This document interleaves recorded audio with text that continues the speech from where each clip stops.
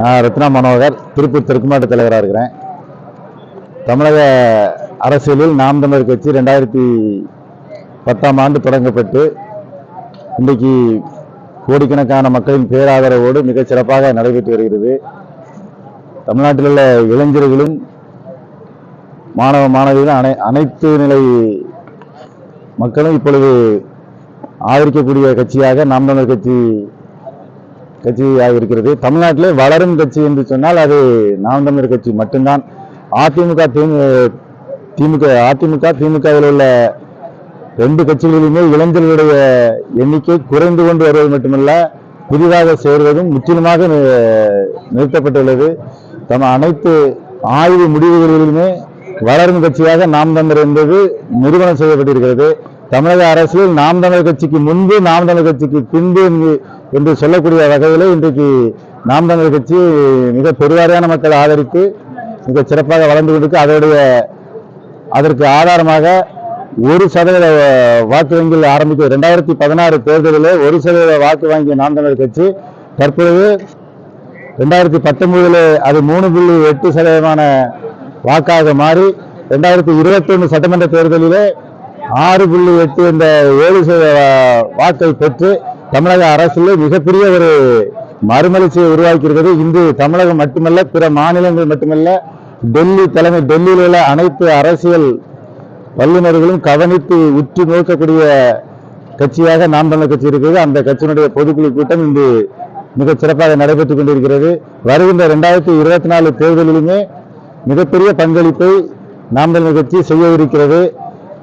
நாம் தமிழர் கட்சியினுடைய ஆதரவு இல்லாமல் இனி ஆட்சி அமைக்க முடியாது என்கின்ற ஒரு சூழ்நிலை 2026 சட்டமன்ற தேர்தலில் ஏற்படக்கூடிய வகையில் மிக பெரும்பான்மையான ஒரு வாக்கு வங்கி 2024 தேர்தலில் நிரூபித்து காட்ட அத்தனை வகையிலும் நாம் தமிழர் கட்சி பொறுப்பாளர்களும் தலைமைகளும் மிக தீவிரமாக களப்பணியாற்றி வந்து கொண்டிருக்கிறோம். ஏனென்றால் இங்கு தற்சார்பு பொருளாதாரமானாலும் சரி, சூழலியல் பிரச்சனையானாலும் சரி, இன்றைக்கு இருக்கிற அரசியல் கட்சிகள் வெறும் பண வாக்கு அரசியலை மட்டுமே நம்பி, தேர்தல் அரசியல் வாக்கு அரசியலை மட்டுமே நம்பி நிற்கிறது. இதை மக்கள் அரசியலாக, மக்கள் பங்கேற்பு அரசியலாக மாற்றக்கூடிய வகையிலே முன்னெடுத்து செல்லக்கூடிய ஒரே கட்சி நாம் தமிழர் கட்சி மட்டும்தான்.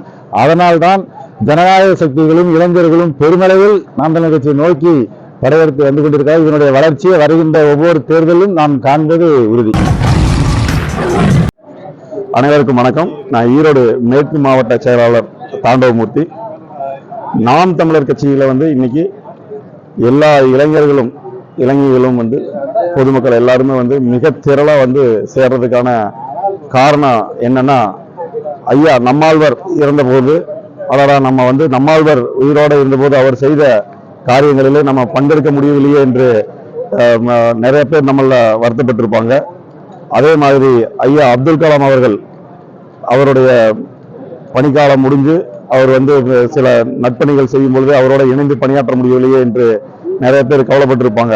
இப்ப அந்த கவலையெல்லாம் போக்கும் விதமாக தற்சமயமாக அண்ணன் செந்தமிழன் சீமான் அவர்கள் மிக சிறப்பான அரசியல் களமாடி கொண்டிருக்கிறார்.